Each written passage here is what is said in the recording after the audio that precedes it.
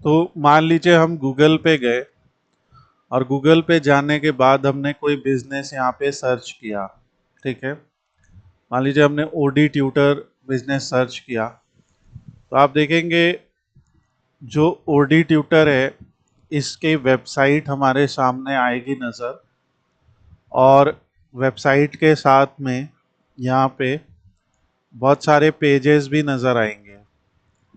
इसी तरीके से अगर हमने बैकलिंक जेन ये बिजनेस सर्च किया, तो इसके भी आपको दिख रहा है कि वेबसाइट और इसके बहुत सारे पेजेस नज़र आएंगे।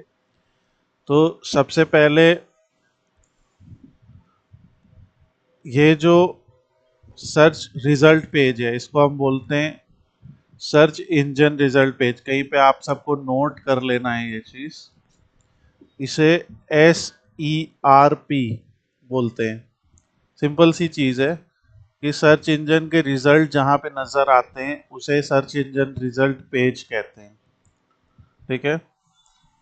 और SERP यानी सर्च इंजन रिजल्ट पेज पे ये तो हमारी वेबसाइट का मेन लिंक होता है, ये तो होम पेज होता है क्योंकि हमने होम पेज ही सर्च किया है। जब हम किसी बिजनेस का नाम केवल सर्च करते हैं जैसे बैकलिंक जैन या ओडी ट्यूटर, तो उसका केवल होम नज़र आता है, पर उसके अलावा ये सब जो आते हैं इसे साइट लिंक कहते हैं। सर्च इंजन साइट लिंक या साइट लिंक मतलब उस वेबसाइट के लिंक।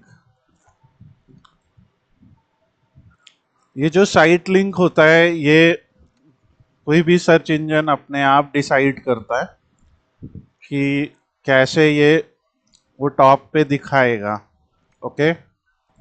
नाउ अगर हम लोग कुछ पढ़ाई लिखाई की बातें करते हैं या थोड़ा कुछ एजुकेशनल सर्च करते हैं, जैसे टोटल YTD पावर BI, ये पावर BI में एक मेथड है।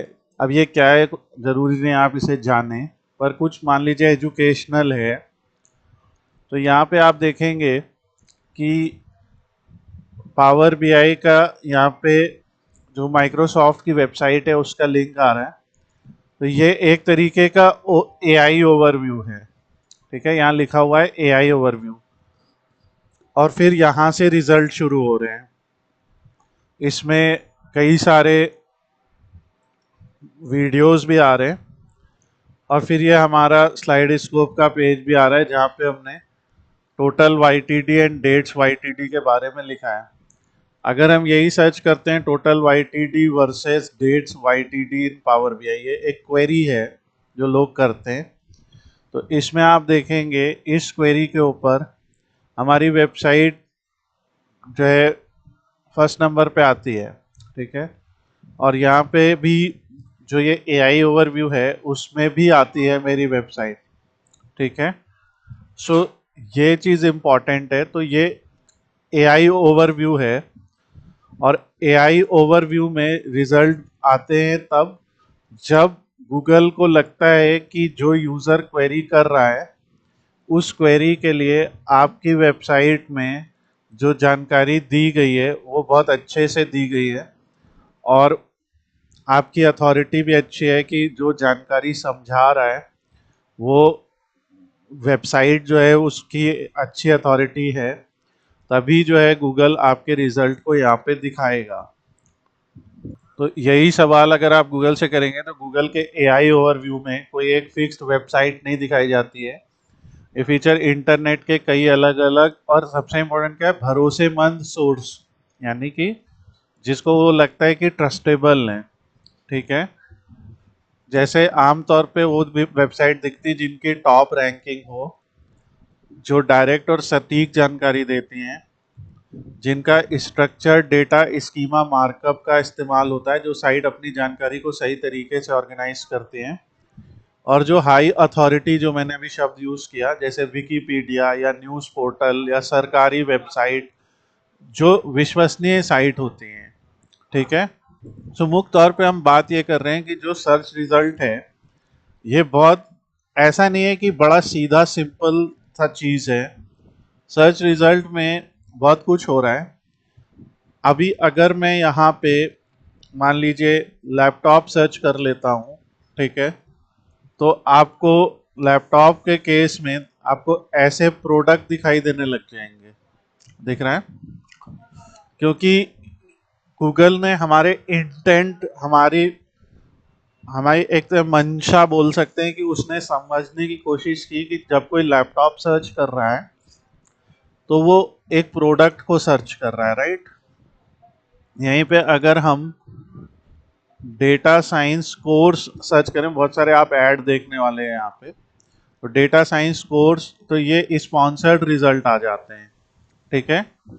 और फिर ये नीचे नॉर्मल रिजल्ट्स आते हैं जिसमें कोर्सेरा ये सब वेबसाइट्स आ रही हैं, यूट्यूब वीडियोस आ रहे हैं, फिर स्पॉन्सर्ड रिजल्ट आ रहे हैं। तो ये जो स्पॉन्सर्ड रिजल्ट आते हैं ये गूगल ऐड से आते हैं, ओके। अब हम बात करते हैं कि यहाँ पे अगर हम ऐसे लिखते हैं साइट और यहाँ पे लिखते हैं odtutor.com, ठीक है, तो इस पर्टिकुलर यहाँ पे हमने, तो ये जो रिजल्ट है इसे सर्च ऑपरेटर कहते हैं, ठीक है, क्या कहते हैं, सर्च ऑपरेटर बोलते हैं। मतलब यहाँ पे हम सिर्फ एक, पूरे गूगल को सिर्फ एक वेबसाइट के लिए सर्च कर रहे हैं।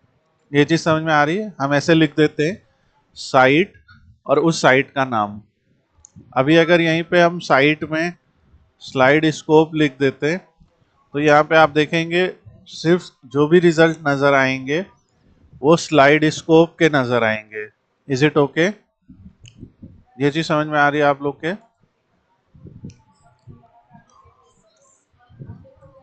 ये एक तरह का सर्च ऑपरेटर है, सर्च को मॉडिफाई किया है। हमने कहा कि जब हम क्योंकि हम लोग जब टेक्निकल एसईओ में जाते हैं तो सबसे पहले हम लोग ये देखते हैं कि एक पॉइंट ये भी होता है कि उस वेबसाइट के कितने पेजेस इंडेक्स हो गए हैं, ठीक है। अभी मान लीजिए उस वेबसाइट में हमने 400 आर्टिकल्स लिख दिए हैं, ठीक है। उस वेबसाइट में हमने मान लीजिए 50 पेजेस बना दिए हैं, पर कितने पेजेस या कितने आर्टिकल अभी तक इंडेक्स हुए हैं ये जानना भी जरूरी है ना, ठीक है। तो या कई बार हम अपनी वेबसाइट में देखना चाहते हैं कि जो एसईओ टाइटल, जो मेटा डिस्क्रिप्शन हम वहाँ पे लिख रहे थे, तो जैसे ये एसईओ टाइटल कहलाता है, ये मेटा डिस्क्रिप्शन कहलाता है। ये एसईओ टाइटल है, ये मेटा डिस्क्रिप्शन है, ठीक है। तो जो एसईओ टाइटल और मेटा डिस्क्रिप्शन है वो सभी पेज के प्रॉपर आ रहे हैं कि नहीं, ऐसा कोई पेज तो नहीं है जिसके वे मतलब के आ रहे हो जैसे, या नहीं अच्छे लग रहे हो जैसे, ये सब इनको सही करना पड़ेगा, ठीक है। ये ऑटोमेटिक जनरेटेड टाइटल्स हैं पर इनको सही करना पड़ेगा, ठीक है। ये आप देखते हैं। इसी तरह से अगर हम ओडी ट्यूटर की बात करें, एक एवरी वेबसाइट है, तो यहाँ पे देखिए इस तरीके से आ रहे हैं, ठीक है। इसमें अब अगर मान लीजिए इसके हमें सिर्फ ब्लॉग्स देखने हो या कुछ देखना हो तो ये सारे जो है ब्लॉग्स हैं जो आगे की तरफ आ रहे हैं, और आप देख रहे हैं कि हर पेज पे 10 रिजल्ट हैं और अप टू 7 पेज तक आ रहा है, यानी 60-70 रिजल्ट आ रहे हैं इस वेबसाइट के, ठीक है। तो ये एक तरीका है। तो ये तरीका है बाहर से पता करने का कि हमारी वेबसाइट में कितने पेजेस इंडेक्स हो गए और हर पेज का जो टाइटल है, जो डिस्क्रिप्शन है, वो सही है कि नहीं।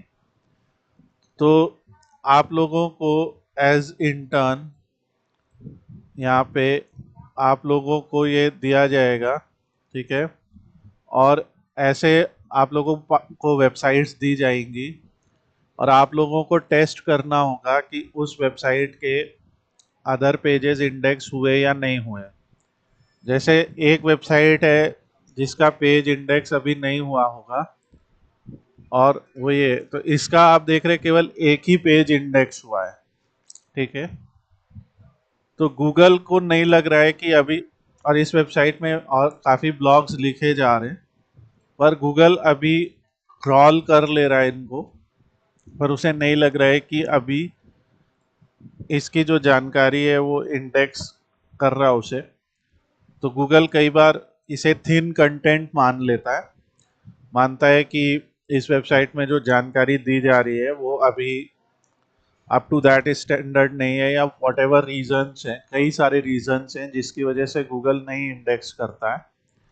तो इसलिए हमारा काम होता है कि हम इन चीज़ों को आइडेंटिफाई करें, और इन चीज़ों को आइडेंटिफाई करने के लिए हमारी वेबसाइट की परफॉर्मेंस समझने के लिए होता है गूगल सर्च कंसोल। ओके, जो गूगल सर्च कंसोल होता है वो क्या होता है, तो यहाँ से हम सर्च करते हैं Google search console. Google search console एक ऐसा टूल है, तो गूगल सर्च कंसोल एक ऐसा टूल है जो हमारे वेबसाइट की परफॉर्मेंस के एनालिसिस में हेल्प करता है। अब इसमें जब हम स्टार्ट नाउ पे क्लिक करते हैं, तो जैसे यहाँ पे आप देख रहे हैं कोई वेबसाइट जो है वो यहाँ पे ऐड की जाती है, ठीक है। वेबसाइट कैसे ऐड की जाती है, यहाँ से आप ऐड प्रॉपर्टी करते हो, ठीक है, ऐड प्रॉपर्टी, और यहाँ पे डोमेन या यूआरएल आप यहाँ पे ऐड करते हो। जैसे मान लीजिए अभी मैं यहाँ पे कोई डोमेन या यूआरएल ऐड करता हूँ, जैसे मैंने लिखा https readnews.in। तो मैंने मान लीजिए कोई वेबसाइट यहाँ पे लिखी, तो ये क्या करता है, वेरीफाई करने की कोशिश करता है कि ये वेबसाइट आपकी है या नहीं। तो उसके लिए ये हमें क्या दे रहा है, कह रहा है या तो ये फाइल डाउनलोड करके आप अपने वेबसाइट की होस्टिंग में अपलोड कर दो रूट में। दूसरा ये कह रहा है कि HTML टैग एक हम दे रहे हैं, जैसे तो आपको पता है कि हर वेबसाइट का जो बैक एंड कोई भी लैंग्वेज हो सकती है, पर फ्रंट एंड में HTML ही होता है उसमें, मतलब जो उसका मेन जो स्ट्रक्चर, जो ढांचा दिखता है, जो कलर वगैरह, जो स्टाइलिंग है, वो HTML CSS से आती है। तो इसीलिए ये मेटा टैग होता है, इसे हम लोग कॉपी कर लेते हैं और वेबसाइट के हेड सेक्शन में जाके ऐड कर देते हैं, ठीक है। तो आज हम लोग ये प्रोसेस समझ लेते हैं। हम एक तरह की वेबसाइट की बात करते हैं कि वेबसाइट अगर वर्डप्रेस में बनी हो, ठीक है। तो ये हमारी वेबसाइट है, ये वर्डप्रेस में बनी हुई है, ओके। ये उसका डैशबोर्ड कहलाता है, डैशबोर्ड। अब जैसे इस वेबसाइट में हम लोग लिख रहे हैं ब्लॉग्स, ओके, ये सब ब्लॉग्स हैं, आर्टिकल्स हैं, ये हम लोग लिख रहे हैं। तो ये हम आर्टिकल लिख रहे हैं, ये तो हो गया फ्रंट फ्रंट व्यू की जो एंड यूजर को दिखाई दे रहा है, ठीक है। मैंने ये लिंक भेजा है, आप लोग को सबको दिखाई दिया वो लिंक।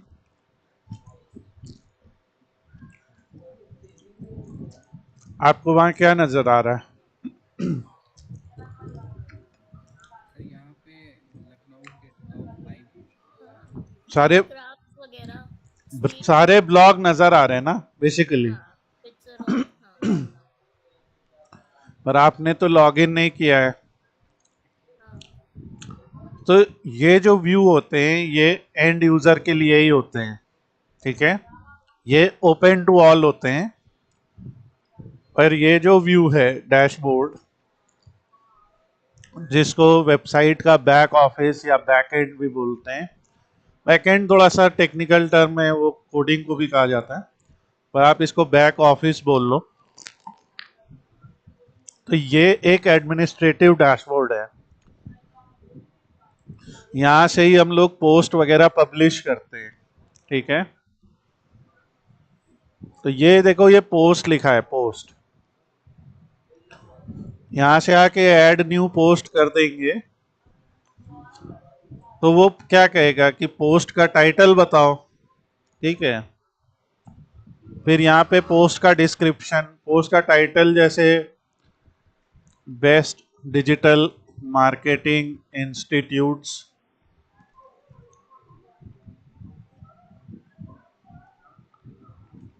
इन लखनऊ, मान लीजिए हम इस पे एक आर्टिकल लिखना चाहते हैं, तो यहाँ पे मेरा टाइटल आ जाएगा, यहाँ पे मेरा कंटेंट आ जाएगा।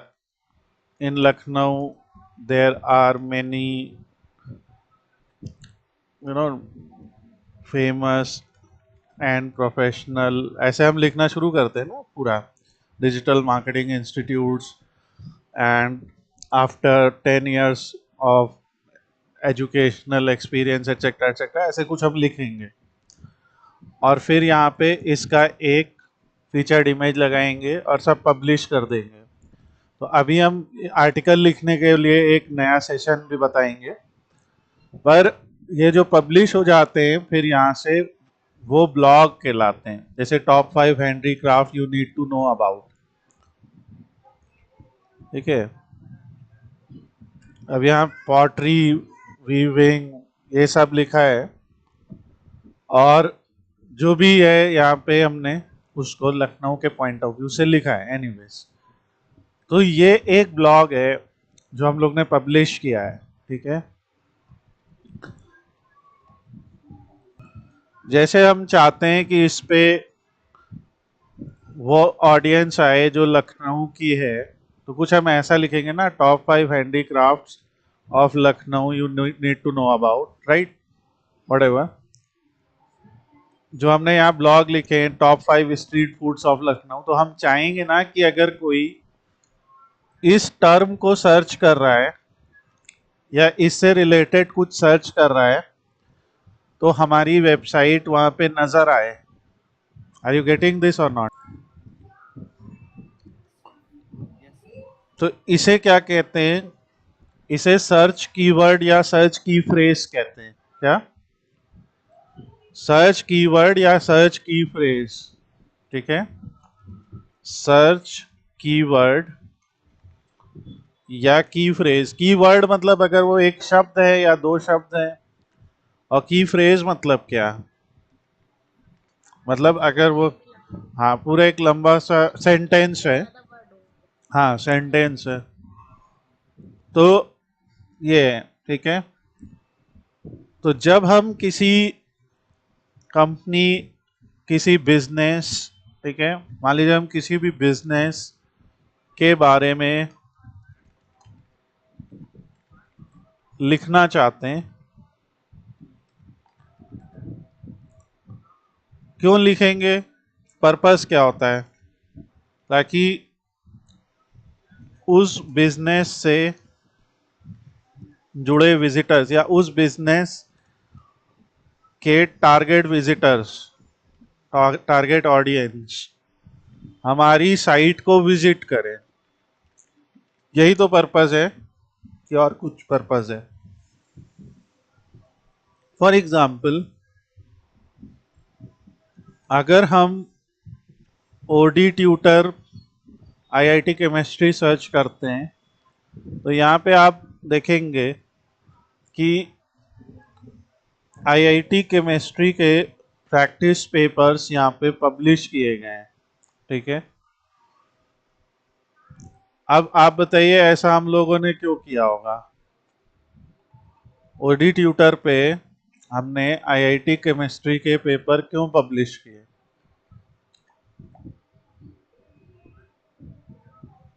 बताइए। क्या सर, फिर से एक बार क्वेश्चन रिपीट करिए। इस वेबसाइट पे जी आईआईटी जेई केमिस्ट्री के प्रैक्टिस पेपर क्यों पब्लिश किए? तुम तो इस पे नीट वीट के पेपर भी वो कर रहे हो, बना रहे हो यूट्यूब के ऊपर, तो पर यहाँ वेबसाइट पे हमने ये क्यों पब्लिश किए? या अगर हम नीट फिजिक्स की बात करते हैं तो नीट फिजिक्स से रिलेटेड कुछ क्यों पब्लिश किया है यहाँ पे? क्योंकि ये ट्यूटर प्लेटफॉर्म है और इस पे हम हर टाइप के कोर्सेज, हर टाइप के स्टडी मटेरियल हम पब्लिश कर सकते हैं। हाँ, ये प्लेटफॉर्म तो ट्यूटर्स के लिए है कि ट्यूटर अपने आप को आके लिस्ट करे यहाँ पे, ठीक है। जी। पर स्टूडेंट आएगा तभी तो ट्यूटर्स को फाइंड करेगा। हाँ सर। फाइंड ट्यूटर है तो स्टूडेंट आना चाहिए, तभी तो हम लोग इस पे लिख रहे हैं ना। और हाँ सर। स्टूडेंट कब आएगा? जब जब हम ऐसा कुछ कंटेंट पब्लिश करेंगे जो कंटेंट स्टूडेंट के मतलब का है, राइट? जी sir. Are you getting this? Yes sir. अभी आपने देखा कि जब हमने टोटल वाईटीडी और ऐसी बहुत क्वेरी है, मैं एक क्वेरी की बात कर रहा हूँ, वर्सेस डेट्स वाईटीडी इन पावर बीआई, भले ही आपको समझ में नहीं आया। यहाँ पे देखो कैसा रिजल्ट आ रहा है, एक तरीके का रिच रिजल्ट है ये, मतलब एक समरी जैसी आ रही है ना, और वेबसाइट हमारी आ रही है। तो हमने इन दोनों फंक्शंस के बारे में अपनी वेबसाइट पे क्यों लिखा? क्यों लिखा बताओ, सोच के बताओ। ये दो फंक्शंस हैं, जैसे आपने एक्सेल में फंक्शन पढ़े होंगे ना, सम एक्स, यस सर। वैसे ही पावर बीआई के ये दो फंक्शंस हैं। तो हमने ये क्यों लिखे यहाँ? सर क्योंकि हम सर्च कर रहे हैं और आसानी से हम रीच कर सकें यहाँ पे। क्योंकि जो बच्चा पावर बीआई सीख रहा है या जो प्रोफेशनल पावर बीआई सीख रहा है, वो कभी ना कभी इन फंक्शंस को प्रैक्टिस करना चाहता है जी सर।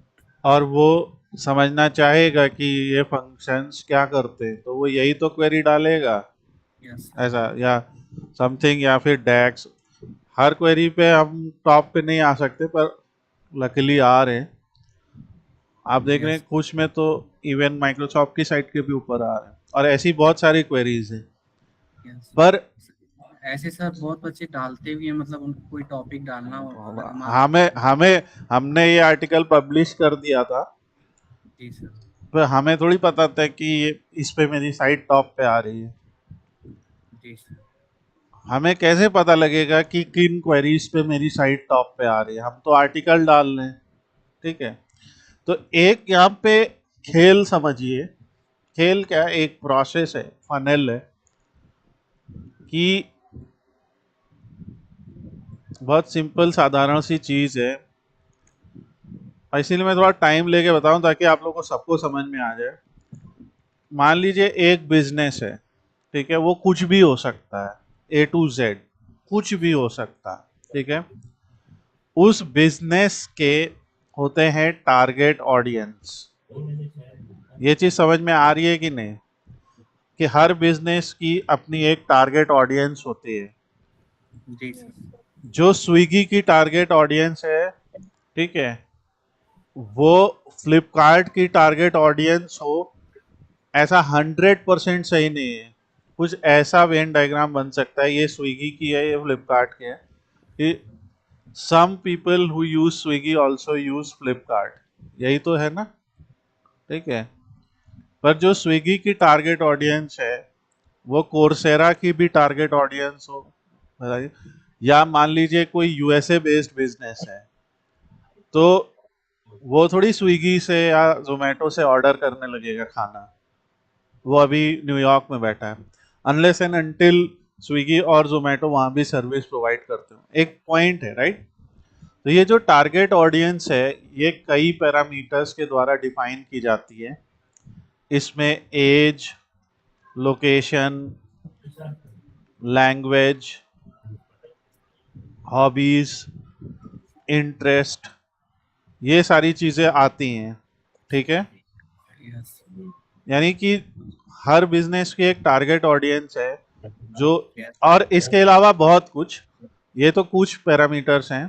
तो हर बिजनेस की एक टारगेट ऑडियंस है जो age, location, language, hobby, interest के द्वारा जानी जाती है। अगर हम ओडी ट्यूटर पे हैं, जो कि एक ऑनलाइन ट्यूटर वेबसाइट है। हम तो लखनऊ का देखते हैं यहाँ पे। कोई ज़रूरी नहीं है, ये पूरे इंडिया लेवल पे भी है और एक्चुअली कुछ पार्ट इसका ग्लोबल पे भी है। इसकी मेरी 2 टारगेट ऑडियंस हैं कि ट्यूटर्स आके खुद को रजिस्टर करें और जो है स्टूडेंट्स आके ट्यूटर्स को फाइंड करें। यही तो है। Yes sir. हम चाहते हैं कि ट्यूटर आके खुद को रजिस्टर करें। ये तो जो ट्यूटर है उनकी age, language, location, hobby, interest अलग होगी ना कि नहीं? Yes sir. आप बताओ यशी, आप बताओ, समझ में आ रही बात? और जो स्टूडेंट है उनकी age, location, language, hobby, interest अलग होंगे ना? Yes sir. तो ट्यूटर क्या चाहता होगा कि ओडी ट्यूटर, तो अगर मैंने यहाँ लिखा साइट odtutor.com और यहाँ ट्यूटर लिख दिया, तो अभी ये एक ब्लॉग मैं दिखा रहा हूँ, जस्ट समझ में आएगा। ये जो ब्लॉग है, ये वाला नहीं, थोड़ा सा स्लो नेटवर्क है। Top 5 websites to earn as an online tutor. ये जो ब्लॉग है, आपको क्या लगता है ये स्टूडेंट्स के लिए लिखा गया है या ट्यूटर के लिए लिखा गया है? ट्यूटर। सर ये ट्यूटर के लिए। राइट। यस। इस ब्लॉग में उन वेबसाइटों के बारे में बताया और यहाँ पे इमेज में ये आपको स्टूडेंट नजर आ रहा है कि ट्यूटर टाइप या कोई नजर आ रहा है जो पैसा कमा रहा है या जिसको पैसा मिला है तो वो खुश हो रहा यस सर, ये टीचर ही लग रहा है ना? कुछ वैसा ही है। हाँ सर। फिर ये यहाँ पे आपने वेबसाइटों के नाम दिए, तो ये तो एक तरीका है। बाकी और भी top 10 tools for online tutor to make their job easy.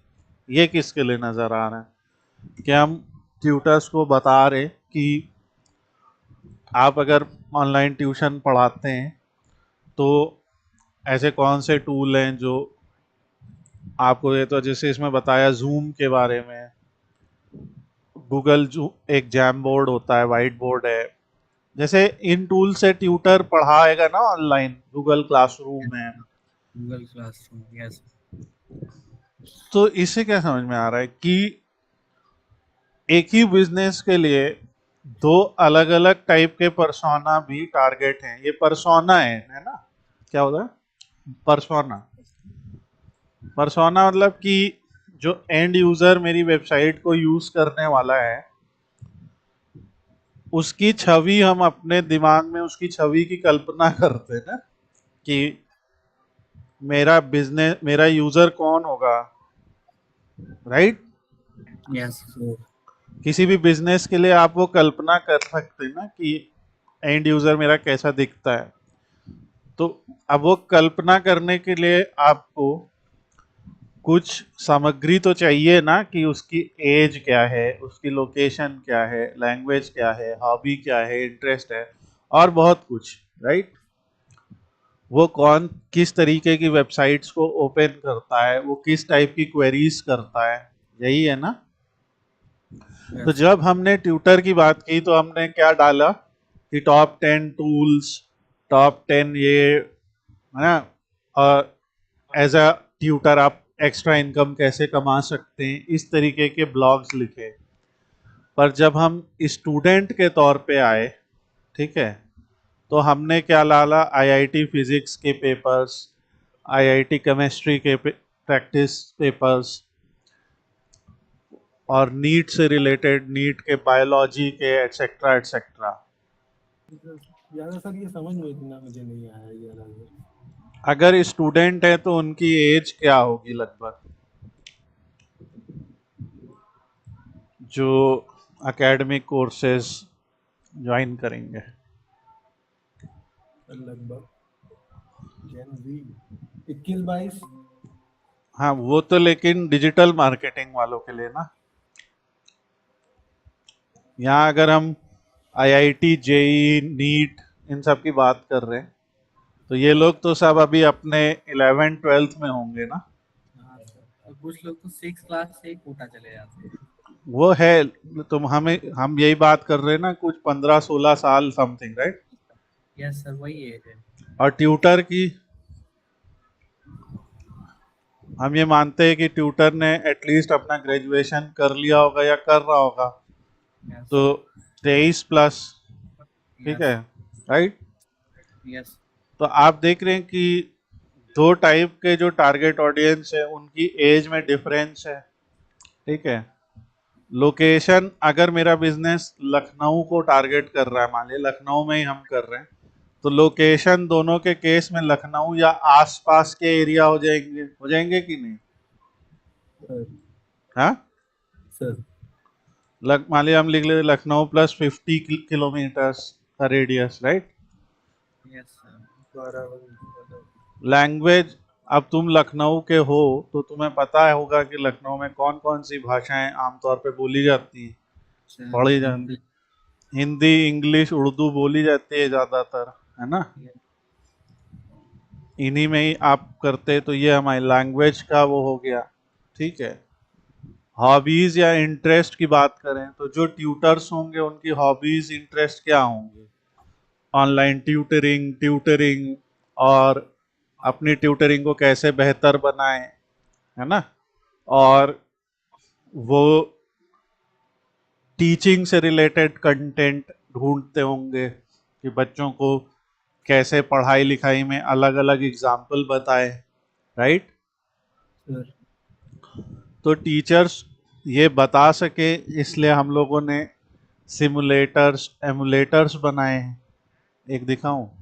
अब जैसे एक हमने प्रोजेक्टाइल मोशन का एमुलेटर बनाया है, सिमुलेटर। तो यहाँ पे जैसे हम लॉन्च करते हैं तो ये प्रोजेक्टाइल गिरता है कुछ डिस्टेंस पे, इसकी इनिशियल वेलोसिटी बढ़ा देते हैं।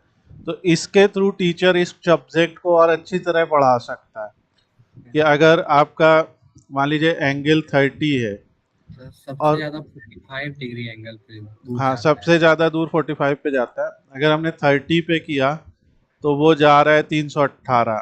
यही अगर हमने 45 पे किया सेम वेलोसिटी पे तो वो जा रहा है 367। तो एनीवेज हम अभी इसको अलग से बनाएंगे। पॉइंट यहाँ पे ये है कि टीचर्स के लिए हम लोग, और ऐसे बहुत सारे हैं, अभी एक हुक्स लॉ का भी बना रहे हैं, सो इस तरीके के टूल्स बना रहे हैं ताकि टीचर्स इसको समझा सके। तो टीचर का इंटरेस्ट इन चीज़ों में होगा ना, आर यू गेटिंग दिस, कि कैसे हम अपने स्टूडेंट को और ज़्यादा इंटरेक्टिवली पढ़ा सके।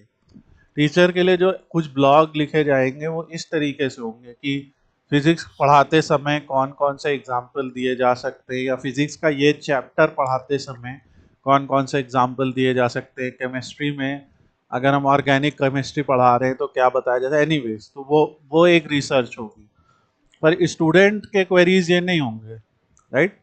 स्टूडेंट के क्वेरीज क्या होंगे? स्टूडेंट के क्वेरीज होंगे कि हमें नीट की एग्ज़ाम है तो नीट के नोट्स चाहिए मुझे, राइट। नीट के मल्टीपल चॉइस क्वेश्चंस चाहिए, मैं अपनी नॉलेज टेस्ट करना चाह रहा हूँ। तो यहाँ पे नीट प्रिपरेशन में मान ली नीट बायोलॉजी में आ गए और यहाँ पे पूरे नोट्स हैं, देख रहे हैं आप, sir cell unit of life पूरा लिखा गया। तो ये नोट हमारे टीचर अनिल त्यागी जी ने लिखे और इन्होंने पब्लिश किए, ठीक है। ऐसे ही अलग अलग ट्यूटर्स जो हमारे उस पर वो अपने अपने नोट्स भी दे रहे हैं ताकि स्टूडेंट को हेल्प कर सके। तो ये उनके इंटरेस्ट के आधार पे ही तो कर रहे हैं हम लोग।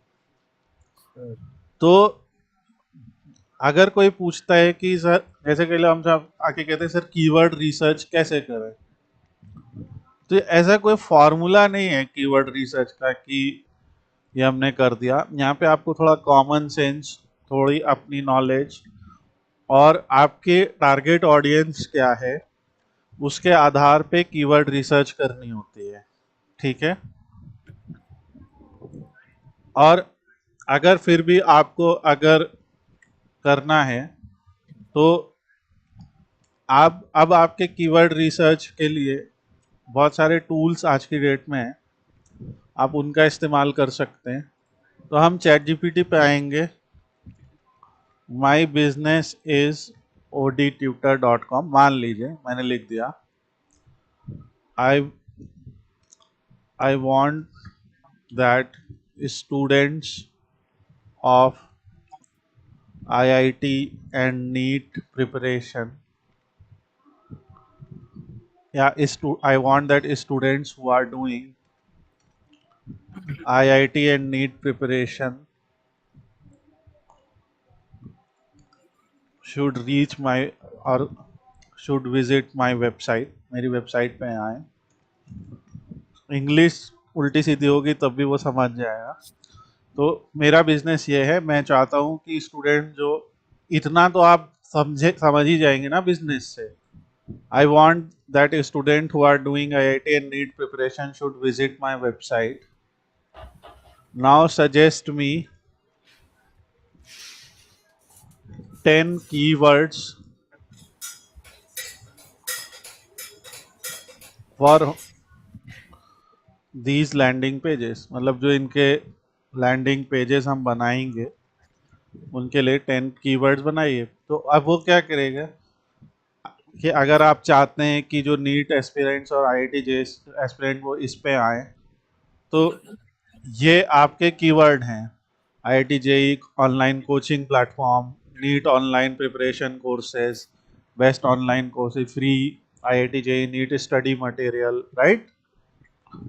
और कंटेंट इंगेजमेंट कीवर्ड्स क्या है? चैप्टर वाइज मॉक टेस्ट ये हम लोग डाल रहे हैं, ऑनलाइन क्विज प्लेटफॉर्म ये हम लोग डाल रहे हैं, NEET JEE preparation with video lectures हम लोग डाल रहे हैं, राइट. अब बिजनेस बदल देते हैं. My business is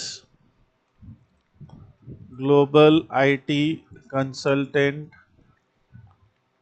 .com. ये हमारी एक वेबसाइट है जिस पे हम मतलब सब कुछ हमारा नहीं, हम एक पॉइंट बताएं कि हम लोग जिनके लिए मैनेज कर रहे हैं. तो ये हमारी एक ग्लोबल IT कंसल्टेंट जो हम मैनेज कर रहे हैं. यहाँ पे क्या है, ये बिल्कुल अलग है, right.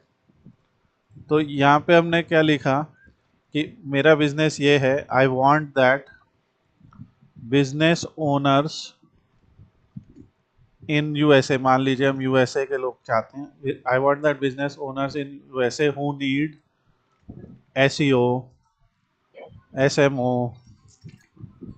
And web development and mobile development. और ये मैं मुझे कहाँ से पता कि ये सब बिजनेस कंसल्टिंग, ये कैसे पता चलेगा कि मेरा बिजनेस है? वो तो लिखा ही है यहाँ पे, देखो ना, ये देखो लिखा है ना कि ये क्या सर्विस दे रहा है. ये बात नहीं Yes. समझ पा रहे. ये लिखा है ना कि ये सब क्या सर्विस दे रहा. तो मैंने इतना ही तो लिखा कि मेरा बिजनेस ये है. मैं चाहता हूँ कि यूएसए के वो लोग जो ये चाहते हैं services should visit my website. अब ये अंग्रेजी शायद उतनी अच्छी नहीं है, वो बाद में सही कर लेंगे. So give me 10 blog ideas. अब मुझे ब्लॉग आइडिया चाहिए, राइट. मुझे पता नहीं क्या लिखना चाहिए मुझे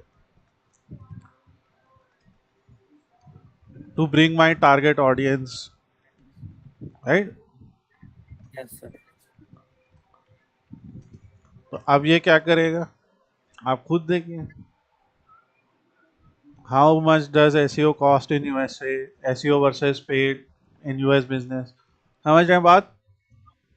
जी सर. आपको सिर्फ अपने और ये चैट जीपीटी है, ऐसे ही जेमिनी है, ऐसे ही क्लॉड है, ये सब अच्छे टूल्स हैं, ठीक है. आपको एक सिंपल चीज याद रखनी, मेरा बिजनेस ये है, मेरी टारगेट ऑडियंस ये है. अब इसके लिए मुझे कुछ सजेस्ट करो, ठीक है ना. अगर यहीं पे मैं लिख देता हूं कि so give me 10 blog ideas based on highly trending, ये मैं दूसरे लाइन में लिखता हूं 10 ब्लॉग आइडियाज, ठीक है. जैसे आप चाहते हैं कि जो इस समय ट्रेंड कर रहा है, ठीक है, उसमें आए. तो give me 10 blog ideas based on highly trending topics in the month of, अब ये मंथ क्या है, अप्रैल 2026. ऐसा कुछ मान लो हम चाहते हैं लेटेस्ट ट्रेंडिंग के हिसाब से आए, तो इसने सर्च वेब किया, फिर क्या कि ये है। अब ये थोड़ा सा देखो, ट्रेडिशनल पहले बता रहा था ना एसईओ ये वो, अब ये कहाँ पे आ गया, AI search, agentic search, right. थोड़ा एआई एआई नहीं दिखने लगा इसमें, क्योंकि 2026 में यही सब तो ट्रेंड कर रहा है ना, AI, chat GPT, agentic AI, ये सब। तो पॉइंट ये है कि सिंपल फार्मूला है आपके पास, आपका बिजनेस क्या है, आपकी टारगेट ऑडियंस क्या है, आप उसको बताइए और फिर उस हिसाब से आप बना लीजिए। जैसे आपको अब जो ये आ रहे, ये वीडियो आइडिया भी तो हो सकते हैं कि नहीं हो सकते हैं भाई। यस वीडियो में भी तो आप यही बात बोल सकते हो, आप इसके ऊपर एक वीडियो स्क्रिप्ट बनाओ कि how AI search is replacing Google. तो जब हम एक ब्लॉग बनाते हैं तो उस ब्लॉग में हम लोग अपनी पूरी इनसाइट्स, पूरी डिटेल्स लिखते हैं, तो उसका हम वीडियो नहीं बना सकते हैं। जैसे टॉप 5 साइबर सिक्योरिटी मिस्टेक्स है, तो इस पे एक वीडियो भी तो बनाया जा सकता है, ये प्रेजेंटेशन ही जैसा तो है। बस जितने पॉइंट्स यहाँ पे हैं उनको समराइज कर लो, ठीक है। जैसे यहाँ पे पॉइंट बहुत बड़े बड़े लेवल पे लिखे हैं, आप इन्हें समराइज कर लीजिए, छोटे छोटे पॉइंट्स बना लीजिए। इसमें एक मिस्टेक मुझे नज़र आई थी, वो बाद में से करूँगा। तो यहाँ पे आप समराइज कर लीजिए और समराइज करके छोटे छोटे पॉइंट्स बना लीजिए और उनको एक वीडियो प्रेजेंटेशन जैसा बना दीजिए, राइट। तो या इस पे इस टॉपिक से रिलेटेड वीडियो, तो यहाँ पे जो अंडरस्टैंडिंग है कि ये आता है। और दूसरी चीज़ कि हमें कैसे पता लगता है कि हमारी वेबसाइट पे जो है कंटेंट आया, कौन से कीवर्ड पे आया। तो ये जो गूगल सर्च कंसोल होता है, गूगल सर्च कंसोल में देखिए यहाँ पे लिख के दिखा, अब ये कुछ ड्रॉप जा रहा है जो हमें दिख रहा है, तो हमें इसको आइडेंटिफाई करना पड़ेगा कि ये ड्रॉप क्यों हो रहा है, ठीक है। और फिर उसको हमें वापस से ऊपर लाना होगा। लास्ट 3 मंथ्स में कुछ 8,85,000 जो है इम्प्रेशंस आए हैं।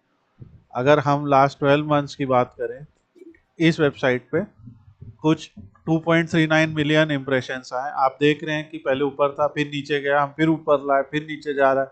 ये चलता रहता है, गूगल के एल्गोरिदम्स बदलते रहते हैं।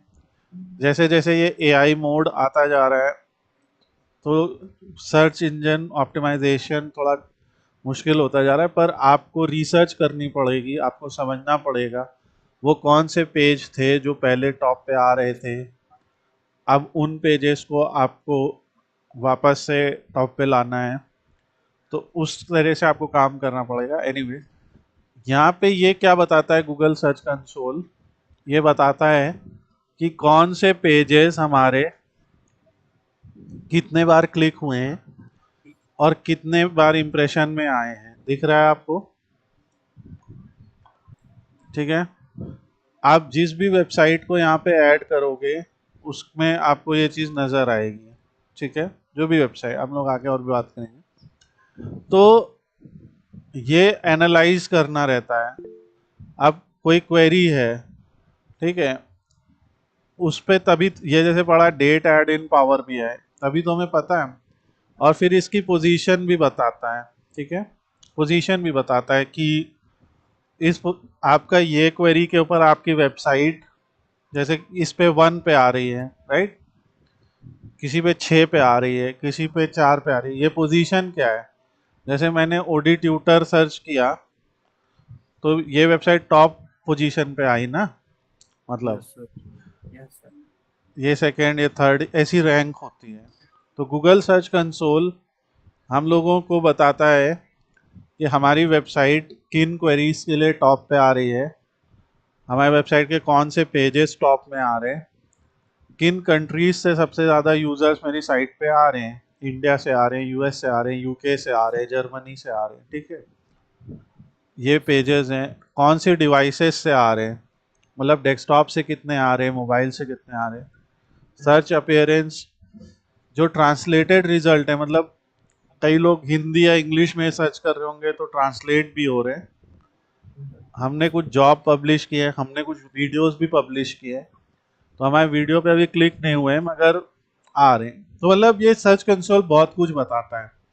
तो मैं आप लोगों को क्या करूंगा कि यहाँ से कुछ वेब पेजेस के आप लोगों को यहाँ से आप लोग तीनों अपनी ईमेल बताएंगे, तो कुछ वेब पेजेस की आप लोग को यहाँ से ऐड कर दूंगा एज अ यूज़र, और आप लोग उनके परफॉर्मेंस स्टडी करेंगे फॉर पास्ट 3 मंथ्स। ओके, और परफॉर्मेंस स्टडी करके आप देखेंगे कि उनके कौन कौन से पेजेस इंडेक्स हुए हैं।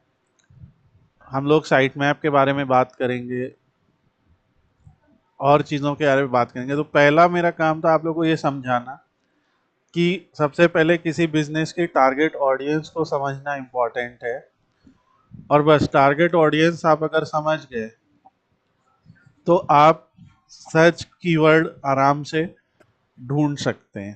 ठीक है, हम लोग नेक्स्ट चैप्टर में इस पे बात करेंगे।